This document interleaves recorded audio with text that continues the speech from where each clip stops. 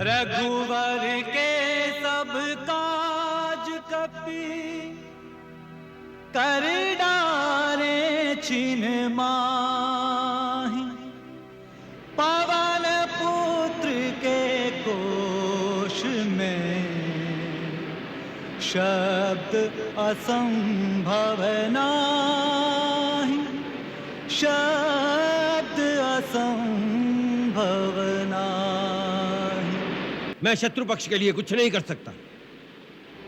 जिस प्रकार मुझे लंका से लाए हैं उसी प्रकार तुरंत मुझे लंका ही में पहुंचा दिया जाए। मैं लंकेश का राजवैद्य हूं। वैद्यराज सुषेण, आप वैद्य हैं। आपका धर्म है रोगी का उपचार, उसकी पीड़ा हरना और प्राण रक्षा करना। परंतु राजभक्ति मेरा धर्म है।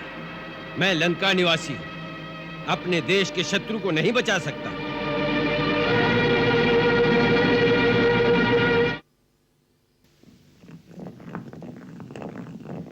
लगता है यही वैद्यराज हैं।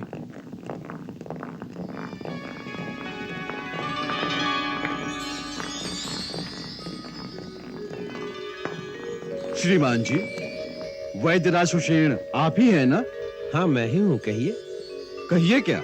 चलिए। कहाँ? जय श्री राम।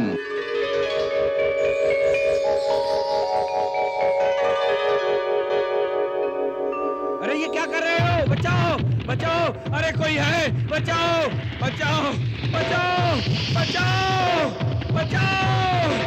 अरे अरे ये क्या कर रहे हो? क्या कर रहे हो तुम? अरे भाई, तुम मुझे कहाँ लिए जा रहे हो? आपका कल्याण करने, सीधा प्रभु के पास। तो क्या तुम यमदूत हो? किंतु मेरी आयु अभी पूरी नहीं हुई है भाई, मरने का समय नहीं आया है। आपका पुण्य उदय हुआ है वैद्यराज, जीते जी प्रभु का सौभाग्य प्राप्त होगा। परंतु तुम हो कौन? मैं हनुमान। हनुमान? वही जो लंका में आकर लंका को जलाकर धूम मचाकर भाग गया था, वही हनुमान हो? हाँ श्रीमान जी, वही हनुमान। मुझे इस तरह उड़ाकर कहाँ लिए जा रहे हो? श्री राम प्रभु की सेवा में। परंतु क्यों? चलिए तो सही, वहाँ चलकर सब विदित हो जाएगा। श्री राम प्रभु को आपकी आवश्यकता है। रघुवर के सब काज कपि कर डारे छिन माहि। पवन पुत्र के कोश में शब्द असंभव नाहि। शब्द असंभव नाहि। सुषेण वेद को पूरे भवन समेत उठाकर ले गया तो अवश्य विराट वानर हनुमान होगा। तुम सब क्या सो रहे थे? नहीं महाराज, हम सब पूरी तरह सचेत थे। वो जय श्री राम का नाद करता हुआ हवा हो गया। प्रलाप बंद करो। मुख्य गुप्तचर शुक को तुरंत हमारी सेवा में उपस्थित होने का आदेश दो। जाओ।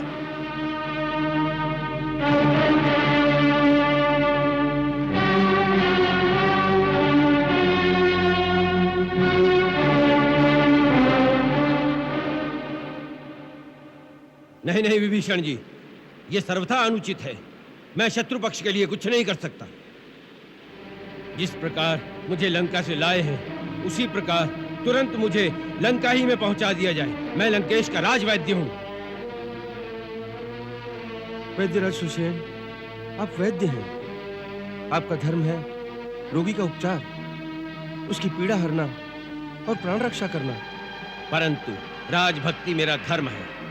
मैं लंका निवासी अपने देश के शत्रु को नहीं बचा सकता। धर्म और अधर्म की व्याख्या सर्वदा एक नहीं होती वैद्यराज। हर परिस्थिति के अनुसार धर्म की व्याख्या बदल जाती है। वैद्य का धर्म है सबकी पीड़ा हरना और उनके प्राणों की रक्षा करना। वो सारी मानव जाति का हो जाता है। उसके लिए देश और काल की सीमा नहीं रहती। वैद्यराज, धर्म संकट तभी उपस्थित होता है जब दो धर्मों की तुलना में एक को अपनाने की स्थिति उत्पन्न होती है। तब यह देखना चाहिए कि कौन सा धर्म बड़ा है। आपके सामने एक और देशभक्ति और दूसरी ओर एक वैद्य का शाश्वत धर्म है। दोनों में से किसे अपनाएंगे आप? वैद्य का शाश्वत धर्म है आयुर्वेद के सिद्धांतों का पालन करना। वैद्य किसी एक के लिए नहीं, परंतु सारी मानव जाति के दुख दर्द की रक्षा का उपाय करने और उसकी पीड़ा हरने के लिए है। यही चिकित्सक का सर्वोपरि एकमात्र धर्म है। क्या इससे विमुख होकर आप आयुर्वेद के मूल सिद्धांतों से विश्वासघात करेंगे? यदि आप ऐसा करेंगे तो आपकी विद्या अभिशप्त हो जाएगी, उसकी दिव्यता चली जाएगी। आपके हाथों दी हुई औषधि फिर फलहीन हो जाएगी। परंतु राजनीति का सिद्धांत कहता है आपको मेरा विश्वास नहीं करना चाहिए।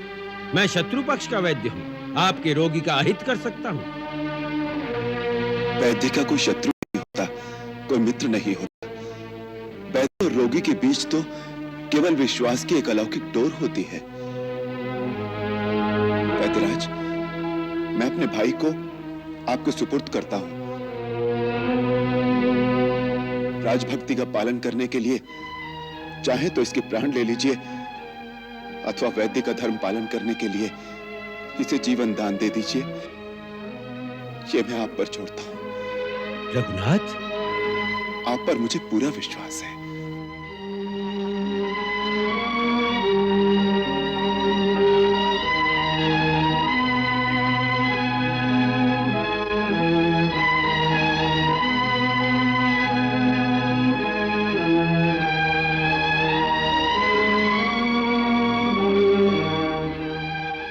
विलंब न कीजिए। आरोग्य दान और निष्काम भाव से रोगी का कल्याण ही चिकित्सक का एकमात्र धर्म है। इसी विश्वास से मैं आपको लेकर आया हूं। श्री राम प्रभु ने लक्ष्मण को आपके हवाले कर दिया है। अब आप इन्हें जीवन दीजिए या मरण, शत्रु मानकर व्यवहार कीजिए अथवा रोगी मानकर उपचार कीजिए।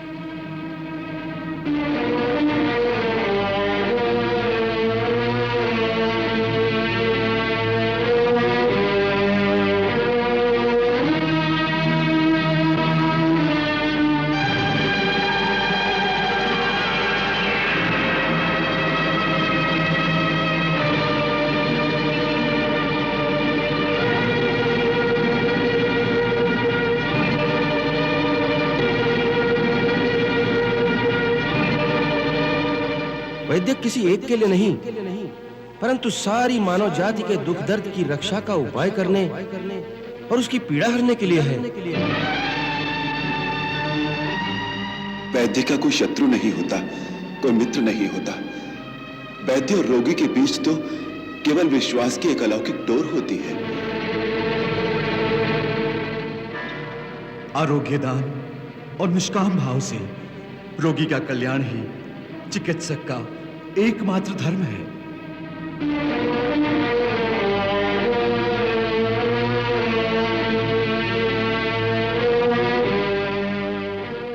हे श्री राम, हे हनुमान जी, हे विभीषण जी, मेरी आत्मा को झिंझोड़कर जागृत कर दिया आपने। धर्म से विचलित होने से बचा लिया आपने।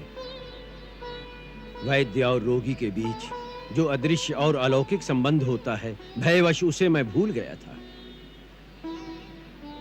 भगवान धन्वंतरी मुझे क्षमा करें, अपने रोगी को आरोग्य प्रदान करें, मुझे धर्म पालन की आत्मशक्ति प्रदान करें।